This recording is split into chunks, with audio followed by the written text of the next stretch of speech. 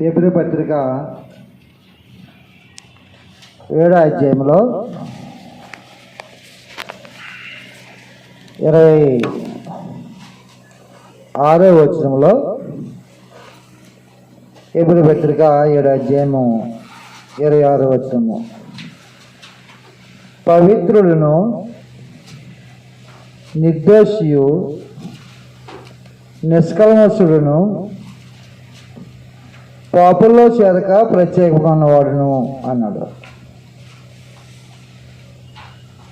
పవిత్రుడు, నిర్దోషి, నిష్కల్మషుడు, పాపుల్లో చేరకుండా ప్రత్యేకమైన ప్రభువైన యేసు. ఆయన ఎందుకు మరణించాలి? ప్రభువైన యేసుక్రీస్తు మరణము తన కోసం మరణించిన వాడు కాదు. ప్రభు మరణము ఆయన కోసం ఆయన మరణించలా.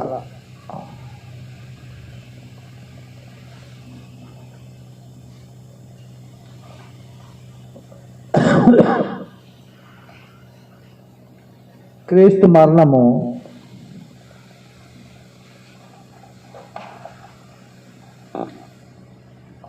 ఇతరుల కొరకైన మరణం.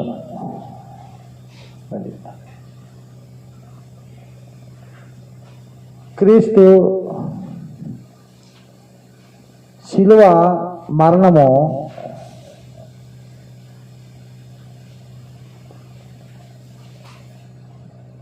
ఇతరుల కొరకు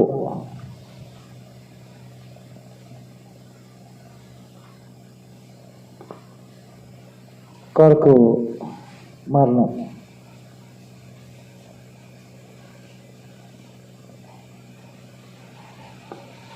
ఇతరుల కొరకు మరణించాను. అది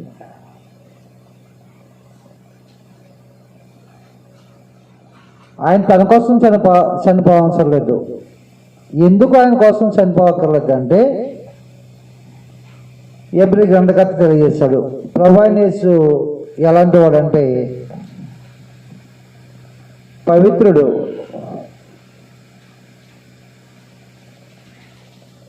నిర్దోషి, నిష్కల్మషుడు.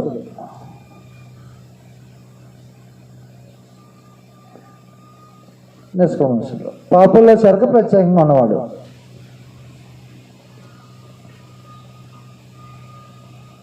ఆయన మరణము ఇతరుల కొరకైందని హెబ్రీ గ్రంథకర్త తెలియజేశాడు 2వ అధ్యాయంలో. హెబ్రీ పత్రిక 2వ అధ్యాయంలో 9వ వచనంలో ప్రభువైన యేసుక్రీస్తు మరణము ఇతరుల కొరకు అని హెబ్రీ 2వ అధ్యాయం 9వ వచనంలో దేవుని కృప వలన అది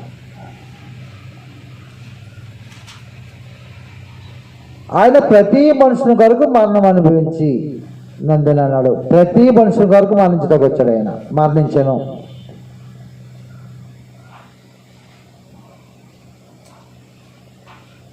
ప్రతి మనుషుని కొరకు. కాబట్టి ప్రభువైన యేసుక్రీస్తు మరణం నాకు సంబంధించింది కాదు, అది ఇశ్రాయేలు జాతికి సంబంధించింది అనక్కర్లా. ప్రభువైన యేసుక్రీస్తు మరణము ఒక దేశానికి సంబంధించింది కాదు, ఆకాశం కింద భూమి మీద మనిషిగా పుట్టిన ప్రతి వ్యక్తికి సంబంధించింది. ఆయన ప్రతి మనుషుని వరకు మరణము అనుభవించినట్లు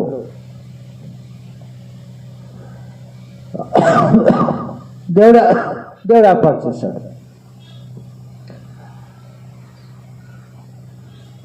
కాబట్టి దేవుని యొక్క సంకల్పం అది. ఆయన ప్రతి దేవుని కృప వలన ఆయన ప్రతి మనుషుని కొరకు మరణం అనుభవించినట్లు దోతల కంటే కొంచెం తక్కువగా చేసిన యేసు అన్నాడు. కాబట్టి ప్రభువైన యేసు 2 కొరింథీ పత్రికలో చూసినట్లయితే 8వ అధ్యాయంలో 2 కొరింథీ పత్రిక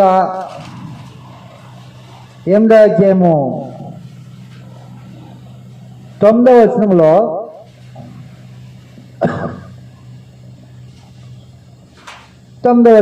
మీరు మన ప్రభువైన యేసుక్రీస్తు కృపను ఎరుగుదురు కదా, ఆయన ధనవంతుడై ఉండి మీరు తన దారిద్ర్యం వలన ధనవంతులు కావాలని మీ నిమిత్తము దరిద్రుడైన.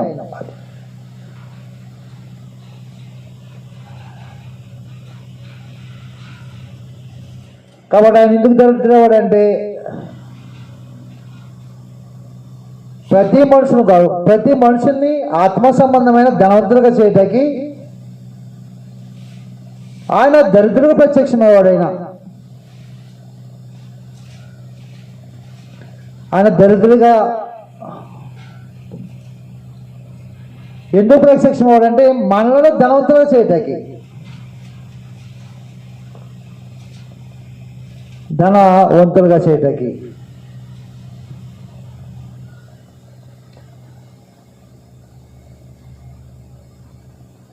లోకసువార్త అంటాడు, లోకసువార్తలో లేకపోతే అపొస్తలుల కార్యాలు 2వ అధ్యాయము 2వ అధ్యాయంలో 23వ వచనం చూసినట్లయితే ప్రభు యొక్క మరణము దేవుడు నిశ్చయించిన సంకల్పం అన్నాడు. దేవుడు నిశ్చయించిన సంకల్పమును ఆయన భవిష్యత్తు జ్ఞానం అనుసరించి అప్పగింపబడిన ఈయనను మీరు దుష్టుల శిలువ చంపితిరి. కానీ ప్రభువైన యేసుక్రీస్తు మరణము ఎవరు సంకల్పించారు? దేవుడు సంకల్పించాడు. వచనంలో క్రీస్తు మరణము దేవుని సంకల్పము అంటే ప్రభువైన యేసుక్రీస్తు ఎలాగైనా చనిపోవాలనేది నిశ్చయించాడు దేవుడు. ఆయన అలాగనే చనిపోవాలి, మరొక రకంగా చనిపోవడానికి అవకాశం లేదు, అది దేవుడు నిశ్చయించాడు.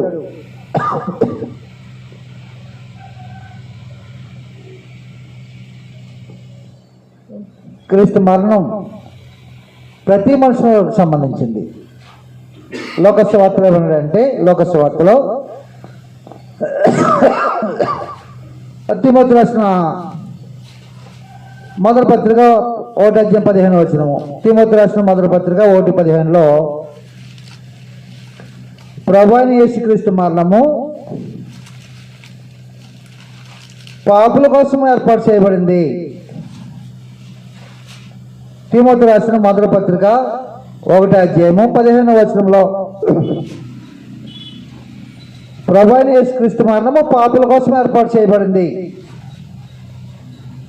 మొదటి తిమోతి 1వ అధ్యాయం 15వ వచనంలో పాపులను రక్షించుటకు క్రీస్తు యేసు లోకమునకు వచ్చిన వాక్యం నమ్మదగినది, ఇది నమ్మొచ్చు అన్నాడు పరిశుద్ధాత్మ. ప్రవక్త ఏమన్నాడంటే, మేము తెలియజేసిన సమాచారం ఎవరు నమ్ముతాడని చెప్పాడు. కానీ పరిశుద్ధాత్ముడు ఏమన్నాడంటే, నమ్మదగినది, ఇది సత్యము, నమ్మితే రక్షిస్తుంది అన్నాడు. పాపులను రక్షించుటకు క్రీస్తు యేసు లోకమునకు వచ్చినను వాక్యము నమ్మదగినది, పూర్ణ అంగీకారమునకు యోగ్యమైనది. అంగీకరించచ్చు యేసుక్రీస్తు శిలువ మరణాన్ని అంగీకరించవచ్చు, ఎందుకంటే అది ప్రతి మనుషుని కోసము దేవుడు ఏర్పాటు చేశాడు. లోకసువార్త ఏమన్నాడంటే, లోకసువార్త నశించిన దానిని వెతక రక్షించుటకు మనుషు కుమారుడు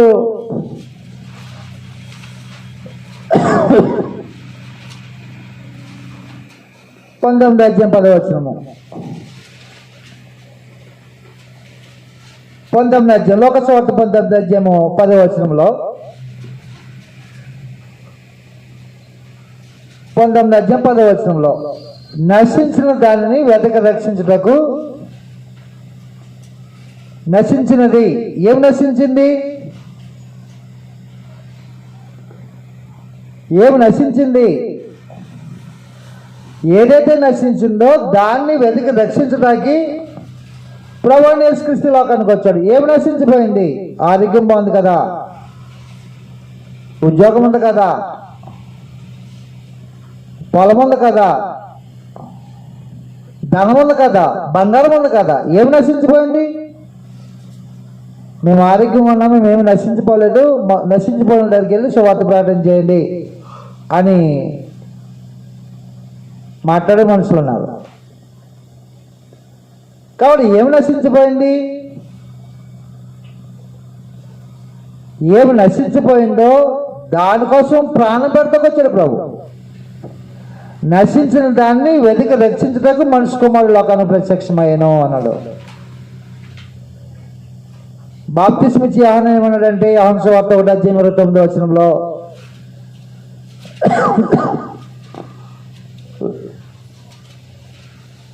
యోహాను సువార్త 1:29 వచనంలో, మర్నాడు యోహాను యేసు తన యొద్దకు రాగా చూసి, ఇదిగో లోక పాపములను మోసుకుని పోవు దేవుని గొర్రెపిల్ల. ప్రభువైన యేసుక్రీస్తు ఎందుకు మరణించాడు తెలిసిన? లోక పాపములు.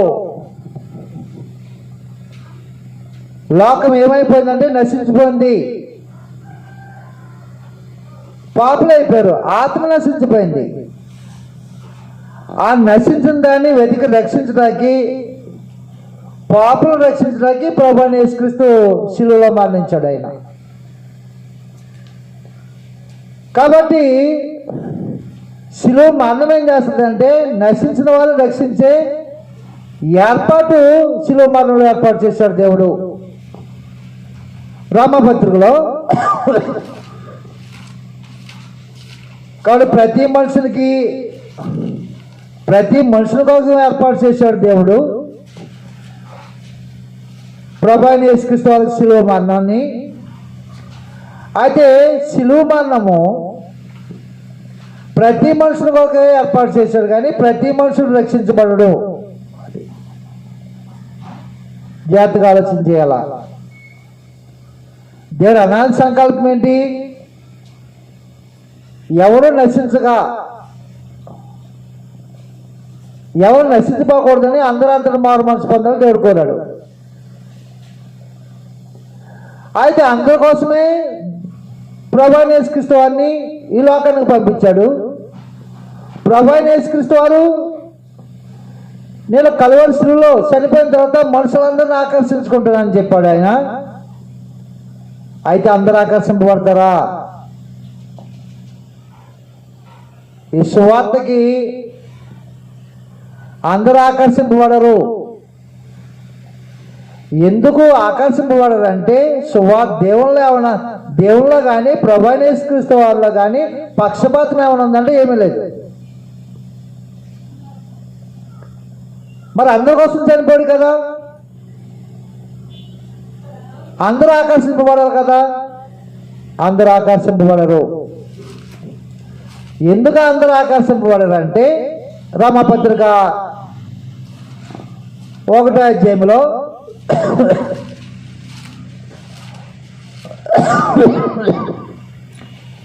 ఒకసారి దానికంటే ముందుగా మొదటి కొరింథీ పత్రిక 1వ అధ్యాయము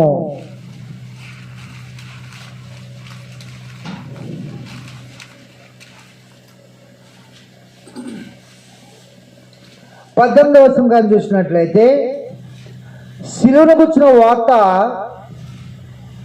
నశించున్న వారికి వెలితనమే కానీ రక్షింపవలసిన మనకు దేవుని శక్తి. ఇందు విషయమై జ్ఞానుల జ్ఞానం నాశనం చేతును, వివేకలు వివేకము శూన్యపడుతును అని రాయబడినది. జ్ఞాని ఏమైనో శాస్త్రమేమైనో ఈ లోకము తర్కవాదయమైన ఈ లోక జ్ఞానమును దేవుడు ఎరితనంగా చేస్తున్నాడు కదా. దేవుని జ్ఞానము దేవుని జ్ఞానానుసారముగా కాక లోకము తన జ్ఞానము చేత దేవుని ఎరగకుండినందున సువార్త ప్రకటనను ఎరితనము చేత నమ్మువారిని రక్షించుట దేవుని దయాపూర్వక సంకల్పమైన. అంటే శిలువ యొక్క మరణము ఎవరు రక్షిస్తుందంటే అందరి కోసం ఏర్పాటు చేశాడు శిలువ మరణం. అందరి కోసం ఏర్పాటు చేశాడు శిలువ మరణం దేవుడు. యేసుక్రీస్తు శిలువ మరణం అందరిని ఆకర్షించాలని, అందరు రక్షించాలని ఏర్పాటు చేశాడు. ఎవరిని రక్షిస్తుంది? అందరిని రక్షిస్తుందా? ఎవరిని రక్షిస్తుంది అంటే ఆయన సంకల్పంలో ఏం చేశాడంటే శిలువ మరణం వైపు ఎవరైతే ఆకర్షితులవుతారో, ఎవరైతే నమ్ముతారో నమ్మి వారిని మాత్రమే రక్షించే దయాపూర్వక సంకల్పాన్ని ఏర్పాటు చేశాడు. నమ్మువారిని రక్షిస్తుంది. అది శిలువ మరణం అందరి కోసం ఏర్పాటు చేశాడు. కానీ అందరూ రక్షింపబడతారా? అందరూ రక్షింపబడరు. మరి ఎవరు రక్షింపబడతారు? ఎవరైతే శిలువ మరణాన్ని అంగీకరిస్తారో, ఆ సందేశాన్ని నమ్ముతారో వారిని రక్షించి ఏర్పాటు చేశాడు. కాబట్టి శిలువ మరణము ఎవరిని రక్షిస్తారో 21వ వచనం తెలియజేశాడు. 22వ వచనంలో యూదులు శుశికిని ఎదుగుతున్నారు, చేయమని అడుగుతున్నారు. గ్రీసు దేశస్తులు జ్ఞానం ఎదుగుతున్నారు. అయితే మేము శిలువైన క్రీస్తును ప్రార్థిస్తున్నాము. ఆయన యూదులకు ఆటంకము కానీ అంజనులకు ఎదుగుతున్నాము ఉన్నాడు. కానీ యూదులకేమి గ్రీసు దేశస్తులకేమి పిలువబడిన వారికే క్రీస్తు దేవుని శక్తి, దేవుని జ్ఞానమై ఉన్నాడు. కాబట్టి శిలువ మరణం ఎవరిని రక్షిస్తుంది అంటే అందరి కోసం ఏర్పాటు చేశాడు. ఆ అందరిలో ఎంతమంది అయితే అంగీకరిస్తారో వాళ్ళని రక్షిస్తుంది. రోమపత్రిక చూసినట్లయితే రోమపత్రిక 3వ అధ్యాయంలో శిలువ మరణం ఎవరిని రక్షిస్తుంది? రోమపత్రిక 3వ అధ్యాయము 23వ వచనం చూసినట్లయితే 23, 24 వచనాల్లో ఏ భేదము లేదు,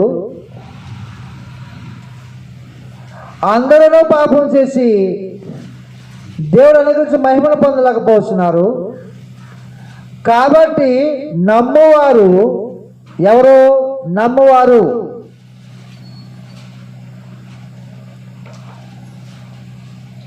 శిలువ మరణాన్ని ఎవరైతే నమ్ముతారో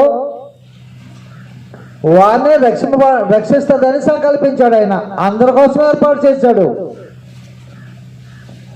ఆకాశం కింద అన్ని దేశాల్లో ఉన్న మనుషులకు ఏర్పాటు చేశాడు. ఏ భాష అయినా, ఏ దేశమైనా, ఏ ప్రాంతమైనా, ఏ వంశమైనా, ఏ జాతి అయినా, ఏ జనాంగమైనా, ఏ జనమైనా అందరి కోసము అందరినీ పాపను విమోచించాలని, విడిపించాలని పరలోకం దేవుడు ప్రభువైన యేసుక్రీస్తు వారిని కలువరిలో ప్రత్యక్షపరిచి ఆ శిలువ మరణం ద్వారా మనుషులను ఆకర్షించుకోవాలని ఏర్పాటు చేశాడు.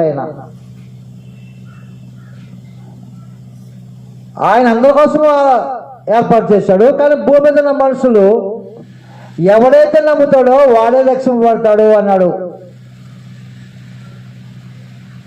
మార్కు సువార్త 16 వచనం ఏమన్నాడు? నమ్మి బాప్తిసం పొందినవాడు రక్షింపబడును, నమ్మని వాడిని శిక్ష విధించబడును అన్నాడు.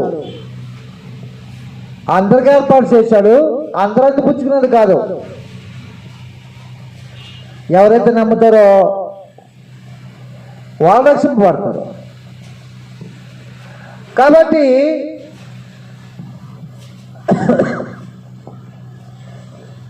క్రీస్తు యొక్క మరణము, శిలువ మరణము ఎవరికి వర్తిస్తుంది అని పరిశుద్ధాత్మ తెలియజేస్తున్నాడు. అపొస్తలుల బోధలో నేను ఉన్నాను, అది నాకు వర్తిస్తుందని నేను అనుకుంటున్నాను. కానీ శిలువ మరణము ఎవరికి వర్తిస్తుందో పరిశుద్ధాత్మ తెలియజేస్తూ ఉన్నాడు. శిలువ మరణం ఎవరికి వర్తిస్తుంది? శిలువ మరణం ద్వారా ఆకర్షించాలనుకుంటున్నాడు ఆయన.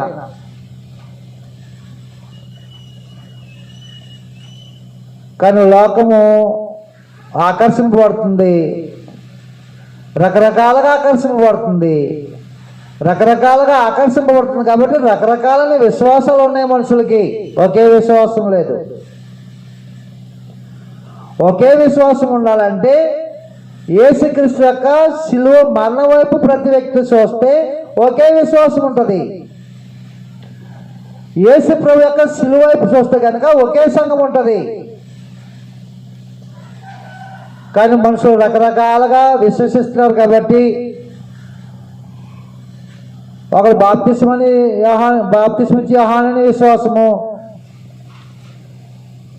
ఒకడు ఏలియా అని కొంతమంది విశ్వాసము, ఇర్మియా అని కొంతమంది విశ్వాసము, ప్రవక్తల్లో ఒకడనే విశ్వాసము. 4 రకాలైన విశ్వాసాలు ప్రభు బ్రతికిన కాలంలో జనాలు ఉన్నారు, ఈనాడు కూడా ఉన్నారు.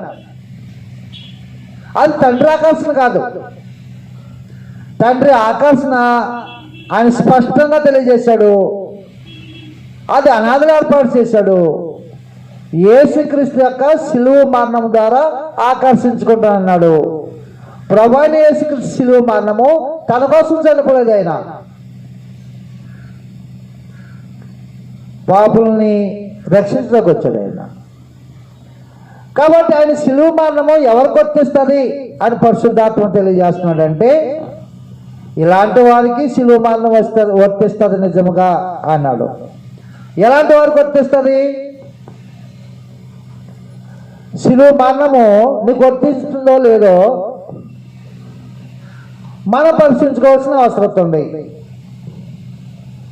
శిలువ మరణం ఎవరికి వర్తిస్తుంది అని పరిశుద్ధాత్మ తెలియజేశాడంటే మొట్టమొదటిగా 1 పేతురు పత్రిక 2వ అధ్యాయం 24వ వచనం చూసినట్లయితే శిలువ మరణము ఎవరికి వర్తిస్తుందో తెలియజేశాడు. 1 పేతురు పత్రిక 2వ అధ్యాయము 24వ వచనంలో 24వ వచనము, మనము పాపముల విషయమై చనిపోయి నీతి విషయమై జీవించినట్లు ఆయన తానే తన శరీరమందు మన పాపములను మ్రాళ్ళ మీద మోసుకునెను. ఆయన పొందిన గాయముల చేత మీరు స్వస్థత నొందితిరి. శిలువ మరణము ఎవరు వర్తిస్తుంది అంటే పాపం విషయంలో చనిపోయిన వారికి మాత్రమే వర్తిస్తుంది. పాప విషయంలో చనిపోకుండా బ్రతికే మనుషులకు వర్తించేది కాదు. పాపం విషయమై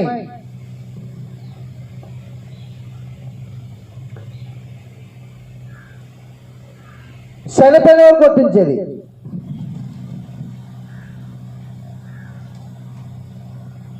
మన పాప విషయం చనిపోయి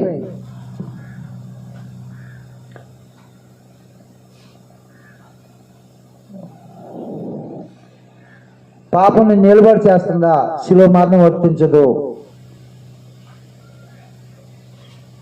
రామపత్రిక తెలియజేశాడు. రామపత్రికలో కృప మనల్ని ఏం చేసిందంటే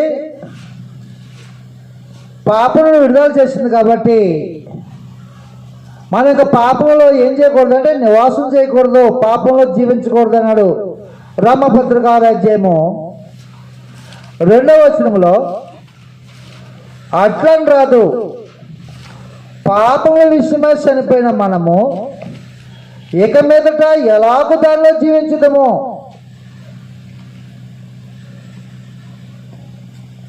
శిలువ మరణం ఎవరికి వర్తిస్తుందో తెలియజేస్తున్నాడు.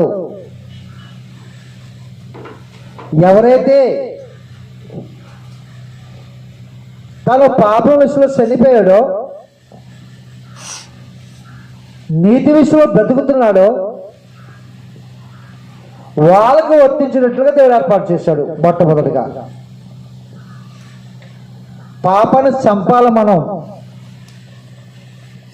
ఎలా చంపాలంటే, పాపం చేసే విషయంలో నువ్వు శాతకానోడు అయిపోవాలి. ఎలాంటి శాతకానోడుగా అయిపోవాలంటే, ఒకనాడు పొతిఫరు భార్య యవనస్తుడైన యోసేపును శోధిస్తుంటే పాపం చేయడానికి శాతకానోడు అయిపోయాడు. యవనస్తుడు బలవంతుడు, అందగాడు. కానీ పాపం విషయంలో ఏమైపోయాడు, చనిపోయాడు. కాబట్టి పాపం వచ్చి పొతిఫరు భార్య కాదు, అక్కడ పాపం వచ్చి ప్రేరేపిస్తుంది. ప్రేరేపిస్తే ఏమందంటే, నేను చెప్పినట్టుగా వినకపోతే కనుక నీకు అవమానం వస్తుంది, నీకు నిందలు వస్తాయి, నీకు శ్రమ వస్తుంది, శరసలు వస్తుంది అని అంటే, పాపం చచ్చిపోయిన వాడు అన్నాడు, పాపం చేయటం చేత కాదు, చచ్చిపోయాడు వాడు. కాబట్టి యవనస్తుడైన యోసేపు యవన కాలంలో పాపం వచ్చి ప్రేరేపిస్తూ ఉంటే, ఆ పాపం తన జీవితంలో ఎలాగైతే చచ్చిపోయిందో, నేడు అలాగ పాప విషయంలో చనిపోవాల్సిన అవసరం ఉంది.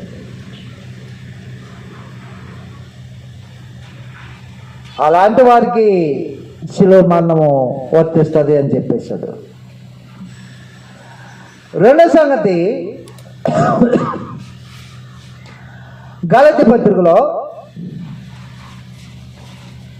గలతీ పత్రిక 5వ అధ్యాయము, శిలువ మరణం అనేది ఎవరికి వర్తిస్తుంది? నువ్వు నిజంగా పాప విషయంలో చనిపోయావా, నీకు వర్తిస్తుంది శిలువ మరణం.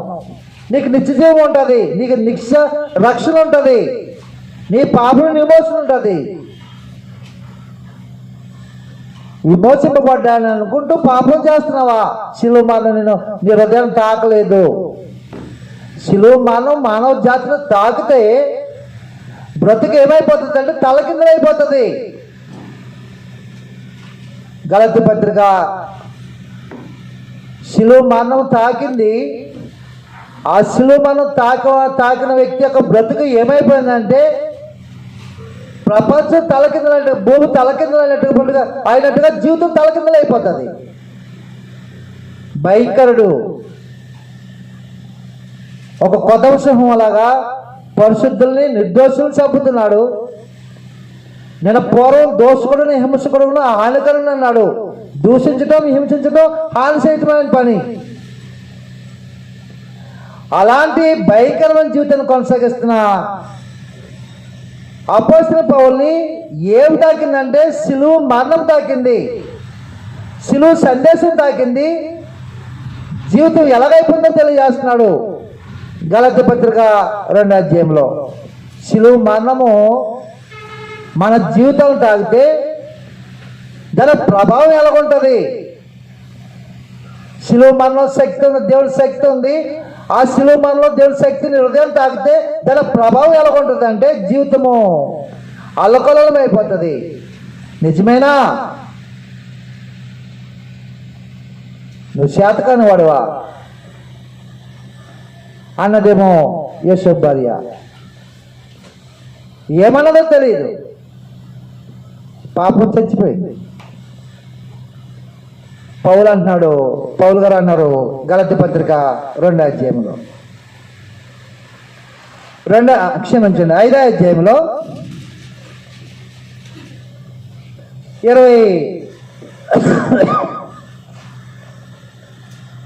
24వ వచనం కానీ చూసినట్లయితే 23 నుంచి కలిపి చదివేద్దాం. ఇటు వారికి విరోధమైన నియమేమీ లేదు, క్రీస్తు యేసు సంబంధులు శరీరమును దాని ఇచ్చలతోనూ దురాశలతోనూ సిలువేస్తున్నారు అన్నాడు. క్రీస్తు సంబంధం సిలువ మరణం తాకితే, ఏ రోజైతే సిలువ మరణం తాకిందో ఆ రోజు నుంచి నీకు యుద్ధం ఉంటుంది. ఎవరికి యుద్ధం ఉంటుంది? నీ దేహానికి, నీ శరీరానికి యుద్ధం ప్రారంభమవుతుంది. ఆ 16 రోజులు తెలియజేశాడు. నేను చెప్పింది మనగా ఆత్మానుసారంగా నడుచుకున్నాడు. అప్పుడు మీరు శరీరచనలు నెరవేర్చరు. శరీరం ఆత్మకును, ఆత్మ శరీరమునకును విరోధముగా అపేక్షించు, ఇవి ఒకదానికొకటి వ్యతిరేకంగా ఉన్నవి గనుక మీరేమి చేయనిచ్చిందరో వాటిని చేయకుందరు. కాబట్టి శరీరానికి ఆత్మకి ఒకదానికి ఒకటి వ్యతిరేకంగా ఉన్నాయి. ఎప్పటి నుంచి? సిలువ మానవుని హృదయం తాకితే అప్పటి నుంచి శరీరం ఏం చేస్తుంది అంటే నీ ఆత్మతో పోరాటం చేస్తుంది. నా శరీరాశలు నెరవేర్చుకోవాలి, పోరాటం జరుగుతుంది. కాబట్టి సిలువ మరణం తాకిన వాడు తన శరీరాన్ని ఎలా స్వాధీనం చేసుకున్నాడో తెలియజేశాడు. ఈ శరీరం ఎప్పుడు పాపం కోరుకుంటుంది, ఈ కళ్ళు ఎప్పుడు పాపం కోరుకుంటాయి, ఈ చెవులు ఎప్పుడు పాపం వినాలని కోరుకుంటుంది, ఈ నోళ్ళకి ఎప్పుడు పాపం మాట్లాడతాకి కొనుక్కుంటుంది. ఈ శరీరము, ఈ ప్రకృతి శరీరము దాని కోరికలు తెచ్చుకోవడానికి పరిగెడతా ఉంటుంది. అలాంటి శరీరాన్ని ఏం చేయాలంటే సిలువ మరణం తాకినవాడు మాత్రమే కంట్రోల్ చేసుకోగలడు, అదుపు చేసుకోగలడు, అలాంటి శరీర ఆశలు చంపగలడు. సిలువ మరణం తాకిన పౌలు ఏమన్నాడంటే, 1 కొరింథీ పత్రిక 2 కొరింథీ పత్రిక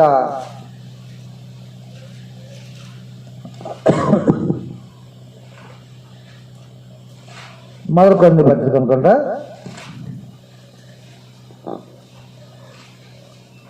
9వ అధ్యాయము, 1 కొరింథీ పత్రిక 9వ అధ్యాయము, 9వ అధ్యాయంలో 25వ వచనం కానీ చూసినట్లయితే, మరియు పందెమందు పోరాడు ప్రతివాడు అన్ని విషయములను మెత్తముగా ఉండును, వారు క్షేమక కిరీటం పొందుటకును మనమైతే అక్షయ కిరీటం పొందుటకును మితముగా ఉన్నాము. కాబట్టి నేను గురి చూడని వాని వలె పరిగెత్తు వాడిని కాను, గాలిని కొట్టినట్టు నేను పోట్లాడతలేదు. కానీ ఒకవేళ ఇతరులకు ప్రకటించిన తర్వాత నేనే భ్రష్టునైపోతున్నామో అని నా శరీరంలో నల్లగొట్టి దాన్ని లోపరుచుకుంటున్నాను. సిలువ మరణము ఒక జీవితాన్ని తాకితే తను పాపం చేయకుండా తన శరీరంలో శరీరచలు మనసెచ్చలు రాకోకుండా ఎలా స్వాధీనం చేసుకుంటాడో, గుర్రానికి కళ్ళు వేసినట్లుగా తన శరీరం స్వాధీనం చేసుకుంటాడు. అలాంటి వ్యక్తికి క్రీస్తు శిలువ మరణము సంబంధించింది అన్నాడు గలతీ పత్రికలో.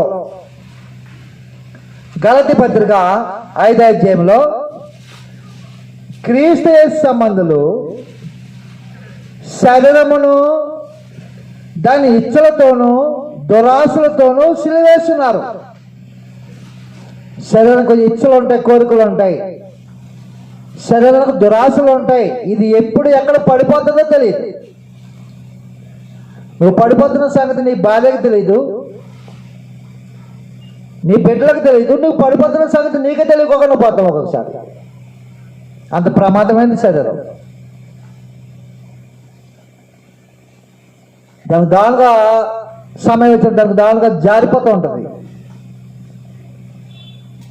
జారిపోయి మనుషులకి ఉద్దేశించవల్ల. కాబట్టి సిలువ మరణం అందరికి సంబంధించింది, కానీ అందరికీ వర్తించేది కాదు. ఎవరికి వర్తిస్తుందో చెప్తున్నాడు. క్రీస్తు యేసు సంబంధులు శరీరమును దాని ఇచ్చలతోనూ దురాశలతోనూ సిలువేస్తున్నారు. తన శరీరం సిలువేసి కొట్టేశాడు. తన దేహంలో ఇటువంటి దురాశలు లేకోకుండా దాన్ని చంపేశాడు. ఆయన నేను సిలువేసేసాను అన్నాడు 2వ అధ్యాయము 20వ వచనంలో. నేను సిలువేశాను. ఏం సిలువేశాడు? పాపాన్ని సిలువేశాడు. శరీరం సిలువేలా పాపాన్ని సిలువేశాడు. పాపం తన శరీరాన్ని నిలబడి చేయలేదు. అలాంటి వారికి వర్తించేది సిలువ మరణం. గలతీ పత్రిక 2వ అధ్యాయము 20వ వచనంలో నేను క్రీస్తు కూడా సిలువ వేయబడి ఉన్నాను, ఇక్కడ జీవించేవాడు నేను కాను, క్రీస్తే నా యందు జీవించుతున్నాడు. నేను సిలువ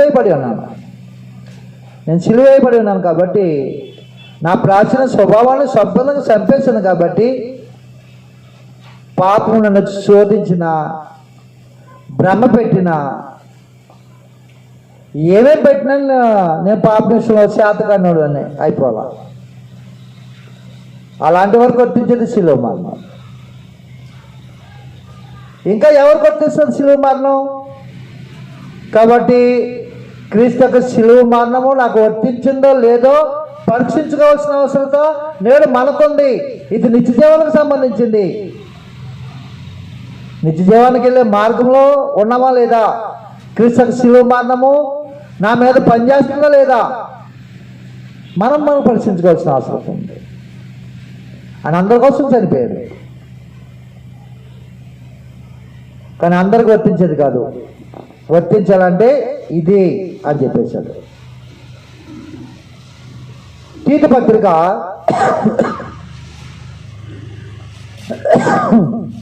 2వ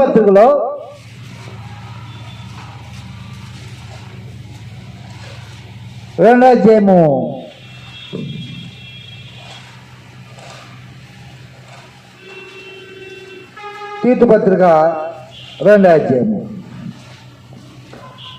2వ అధ్యాయంలో 14వ వచనం చూసినట్లయితే ఆయన సమస్తమైన దుర్నీతి నుండి విమోచించి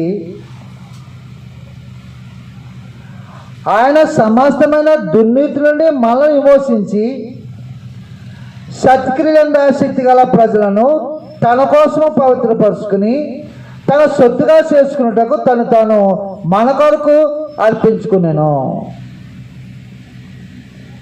పాపం విషయంలో చనిపోవాలి, నీతి విషయంలో బ్రతకాల. శరీరము దాని ఇచ్చలో సిలువేసి చంపాల. 3వ సంగతి దుర్నీతి విషయమై ఆయన సమస్తమైన దుర్నీతి నుండి మనం విమోచించి ఎలాంటి వారికి ఉండాలని? సత్క్రియలందు ఆసక్తి గల వారే ఉండాలని.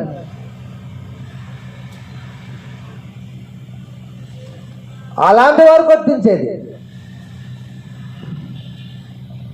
కానాను దేశాన్ని ఎవరికి ఇస్తానన్నాడంటే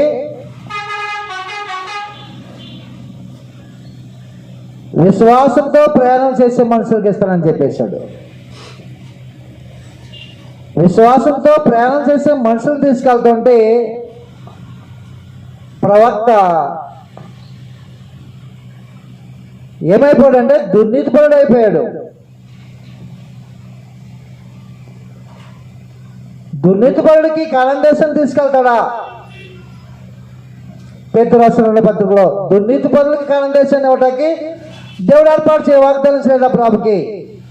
అబ్రాహాము వలె విశ్వాస సంబంధమైన పిల్లలకి కానాను దేశానికి తీసుకెళ్ళటానికి ఏర్పాటు చేశాడు, కానీ దుర్నీతిపరులు కాదు.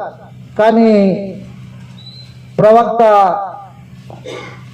ఏమైపోయాడంటే దుర్నీతిపరుడు అయిపోయాడు. దుర్నీతి వల్ల కలిగే బహుమానాన్ని ఆశించాడు, కానాను దేశం నెలకొండ మధ్యలో రాలిపోయాడు. పేతురు రాసిన 2వ పత్రికలో 2 పేతురు పత్రిక 2వ అధ్యాయము 15-16 వచనాలు చూసినట్లయితే తిన్నని మార్గం విడిచి, అది తిన్నని మార్గం ధర్మశాస్త్రం తీసుకెళ్తున్న వాళ్ళని తిన్నని మార్గం కానాను దేశానికి. ఈనాడు శిలువ మరణము మనల్ని ఎక్కడ తీసుకెళ్తుందంటే నిత్య జీవానికి తీసుకెళ్తుంది. తిన్నని మార్గం విడిచి 2 పేతురు పత్రిక 2వ అధ్యాయము 15-16 వచనాల్లో తిన్నని మార్గం విడిచి బెయేలు కుమారుడైన బిలాము పోయిన మార్గం బట్టి త్రోవ తప్పిపోయేది. ఆ బిలాము దుర్నీతి వల్ల కలుగు బహుమానమును ప్రేమించెను. దుర్నీతి వల్ల కలుగు బహుమానం ప్రేమించడంట. ఏమైపోయాడు? యుద్ధంలో చచ్చిపోయాడు. కాబట్టి శిలువ మరణం ఎవరికి వర్తిస్తుంది అంటే దుర్నీతి విషయమై. దుర్నీతిని విమోచింపబడిన మనము సత్యమైన ఆసక్తి కలిగి ఉండాలి. అది నీతిలా కనపడుతుంది. దుర్నీతి ఎలా కనపడుతుంది అంటే నీళ్ళు కలపని పాలు. ఒక పక్కన పాలు ఉన్నాయి, మరొక పక్కన నీళ్ళు పాలు ఉన్నాయి. కానీ చూసే వాళ్ళందరికీ అవి పాలకి కనపడతాయి. కానీ అవి నీళ్ళు కలిపిన పాలని తేల్చి చెప్పాలంటే మనుషులు చెప్పలేడు. ఊహను బట్టి చెప్పగలడు. ఈ పాలు చెప్పాలండి అంటాడు. కానీ ధర్మమీటర్ తెలియజేస్తుంది. ఆ ధర్మమీటర్ దాంట్లో వేస్తే పాలు నీళ్ళు కలిపిన పాలో మంచి పాలు తెలియజేస్తాయి. అలాగన శిలువ మరణం వైపు మనం చూస్తే మనం ఎలాంటి వారమో శిలువ మరణం వర్తించిందా లేదా అనేది వ్యక్తిగతంగా ప్రతి ఒక్కరికి వాళ్ళైతే తెలుస్తుంది మనుషులకి. కాబట్టి శిలువ మరణము దుర్నీతి విషయమై విమోచన పడిన వారికి సత్కులను ఆసక్తి కలిగిన ప్రజలకి వర్తించే ఏర్పాటు శిలువ మరణము దేవుడు చేశాడు. 4వ సంగతి 2 కొరింథీ పత్రిక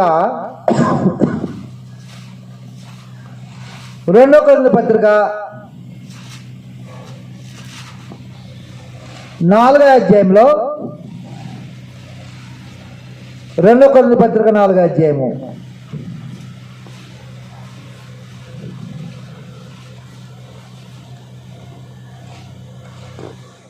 క్షమించండి 5వ అధ్యాయం 5వ అధ్యాయము 14-15 వచనాలు చూసినట్లయితే శిలువ మరణం ఎవరికి వర్తిస్తుంది? ఎవరికి వర్తిస్తుందో తెలియజేస్తున్నాడు. క్రీస్తు ప్రేమ మమ్మల్ని బలవంతం చేస్తున్నది. ఏలయనగా అందరి కొరకు ఒకడు మృతి పొందెను గనుక అందరూ మృతి పొందిరని జీవించే వారికి మీదట తమ కొరకు కాక తమ నిమిత్తము మృతి పొంది తిరిగి లేచిన వారి కొరకే జీవించుటకు ఆయన అందరి కొరకు మృతి పొందినని నిశ్చయించుకున్నాము. ఎవరికి వర్తిస్తుందో తెలిసిన నా ప్రభు నా కోసం చనిపోయాడు, నేను నా ప్రభు కోసం బ్రతుకుతాను అన్న వారికి వర్తించేది శిలువ మరణం. అపోస్తలుడు పౌలు అన్నట్టుగా నేను క్రీస్తు పాటు కూడా శిలువ వేయబడి ఉన్నాను, జీవించడానికి మీద నేను కాను, క్రీస్తే నాన్ని జీవిస్తున్నాడు. అంటే పౌలు గారి యొక్క జీవితము శిలువ మరణం తాకిన కాడి నుంచి క్రీస్తు ప్రేమ బలవంతం చేస్తుంది. ఏమని బలవంతం చేస్తుందంటే నీ కోసం నేను చనిపోయాను, నా కోసం నువ్వు బ్రతుకు, నీ కోసం నేను చనిపోయాను, నా కోసం నువ్వు బ్రతుకు అని బలవంతం చేస్తాను. కాబట్టి పౌలు గారి యొక్క సువార్త ప్రయాణంలో శ్రమైన ఆయన ఆహారం తినడంకో దేనికోసం తింటాడు తెలిసిన? నా ప్రభు కోసం బ్రతకడానికి తింటాడు ఆయన. దేహానికి ఆహారం తింటాడు. దేనికోసం తింటాడు? నేను బ్రతకాలి. దేనికోసం బ్రతకాలి? నా ప్రభు కోసం బ్రతకాల.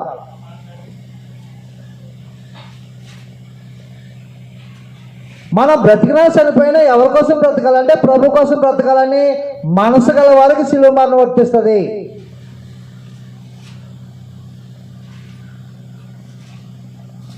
రోమపత్రిక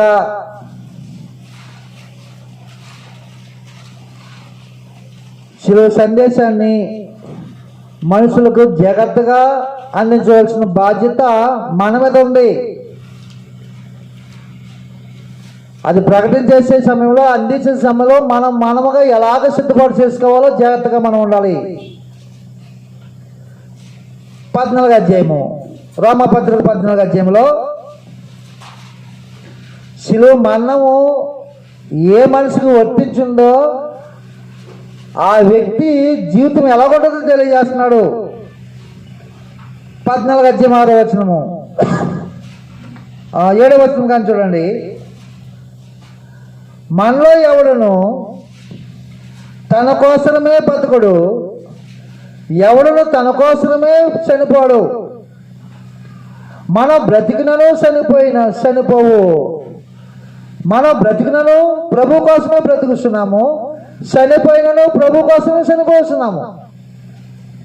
కాబట్టి మనం బ్రతికినను చనిపోయినను ప్రభువారమై ఉన్నాం. అలాంటి మనసు గల వారికి వర్తించేది శిలువ మరణం. కానీ పౌలు ఏమంటారంటే, నేను బ్రతుకుంటే ప్రభు కోసం బ్రతుకుతాను, చనిపోతే నాకు లాభం అంటాడు.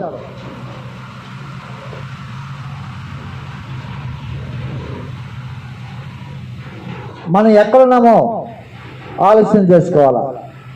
దేవుని యొక్క మనసు మన పట్ల, మానవ జాతి పట్ల ఎంత ఉన్నతంగా ఆలోచన చేశాడు దేవుడు.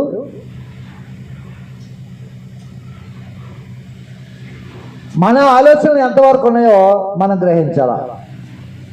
నీకోసం ప్రభు చనిపోయాడు. ఆ శిలువ మరణం తాకింది. నువ్వు ప్రతి క్షణం ప్రభు కోసం సరిపోవాలా. ప్రతి క్షణం, ప్రతి గడియ ప్రభు కోసం సరిపోవాలా. నీ మాటలో ప్రభు ఉండాలి, నీ చూపులో ప్రభు ఉండాలి, నీ ప్రవర్తనలో ప్రభు ఉండాలి, నీ అలవాటులో ప్రభు ఉండాలి, నీ నడవడికలో ప్రభు ఉండాలి. టోటల్గా నిన్ను చూస్తే ప్రభువే నీ జీవితంలో కనపడాలా. అలాగన బ్రతకాలని మనసు కలిగిన వరకు ఉద్దేశింపబడింది శిలువ మరణం. అందరి కోసం ఉద్దేశించాల, అందరి కోసం ఏర్పాటు చేసేది కానీ అందరికి వర్తించేది కాదు. లోకంలో సువార్త నాకు తెలిసినట్టు మట్టుకి నా బంధువులు ఏమంటారంటే, ఏం పని చేస్తున్నావు అంటే, సువార్త పని చేస్తున్నావు అంటే చాలా మంచిది, హ్యాపీగా ఉంటావు, ఏ లోటు ఉండదు, రోజుగా 5,000 వస్తున్నాయా అంటారు. నాకు కూడా వస్తే నీకు సగం ఇస్తానంటాను. నాకు కూడా వస్తాయి అంటే లోకానికి ఏమర్థం ఉంది? దేవుడు మనసు ఎంత ఉన్నతమైంది, దాన్ని ఎలా వర్తింపు చేయాలనుకున్నాడు దేవుడు. కాబట్టి మనకు కూడా అర్థం కావాలా, శిలువ మరణం ఎవరికి వర్తిస్తుంది, శిలువ మరణం ఎవరి కోసం ఏర్పాటు చేయబడిందంటే ప్రతి మనుషుల కోసం ఏర్పాటు చేయబడింది. కానీ అందరికి వర్తించదని పరిశుద్ధాత్మ తెలియజేశాడు. మరి ఎవరికి వర్తిస్తుంది? ఇలాంటి వారికి వర్తిస్తుంది అని చెప్పేశాడు.